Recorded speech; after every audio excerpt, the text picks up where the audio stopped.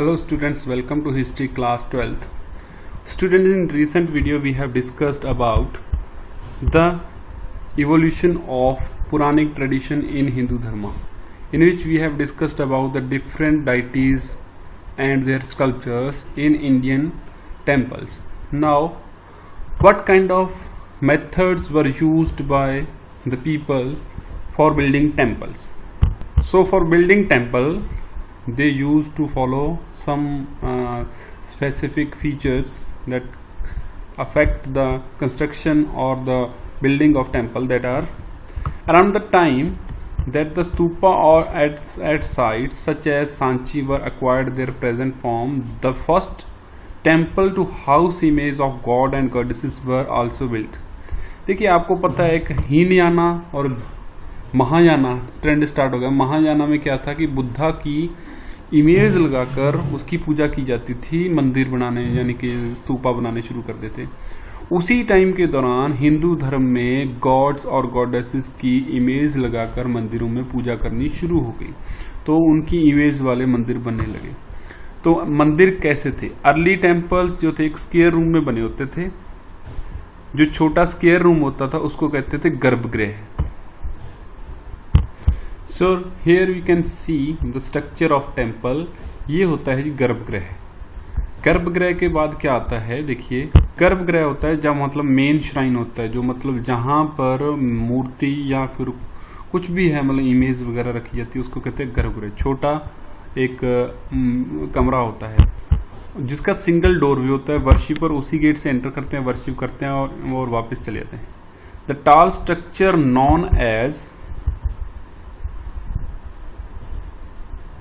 Shikhara was built over the central shrine. जो मतलब आपने देखा होगा टेम्पल्स के ऊपर का जो हिस्सा होता है जिसको हम शिखर कहते हैं, शिखरा, तो ये इस कमरे को सेंटर में लेकर ही बनाया जाता है। तो शिखर इस तरह से बनाया जाता है।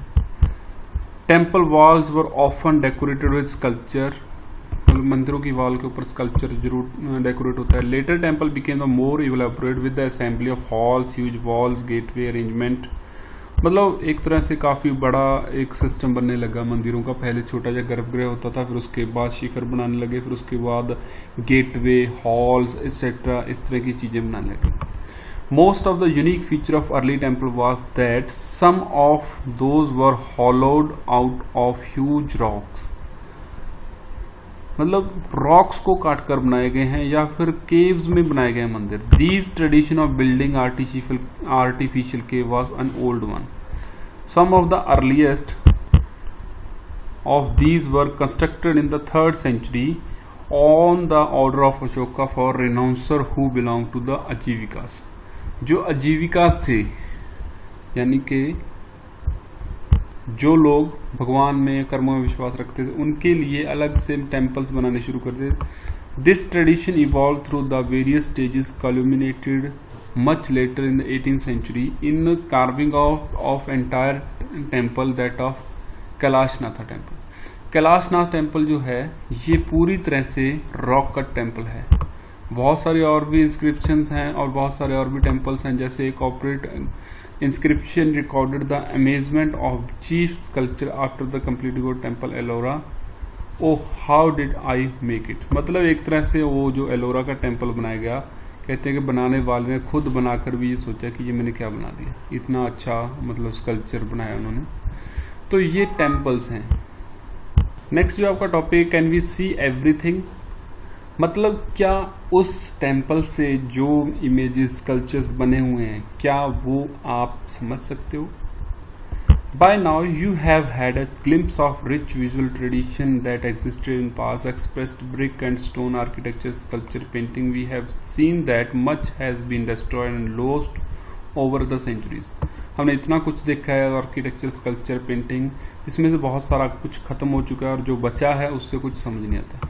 Nevertheless, what remains and has been preserved conveys sense of vision of artists, sculptor, mason, architects who created these spectacular works। तो देखिए, जो मंदिर बनाए गए थे, जो भी बिल्डिंग्स बनाई गई थी, स्कल्पचर बनाई गई थी, उनकी स्टडी से पता चलता है कि वो कितने अच्छे कार्वर यानी कि पेंटर या स्कल्पचर बनाने वालों ने बनाए थे, कितने अच्छे मतलब बनाने वाले थे उस टाइम, एक्सपर्ट्स थे, उनका विजुअल विजन क्या था। तो सबसे पहले देखिए grappling with the unfamiliar. It will be useful to recall that when 19th century European scholars first saw some of the sculpture of God and goddess, they could not understand what they were about. Sometimes they were horrified by what mean to them grotesque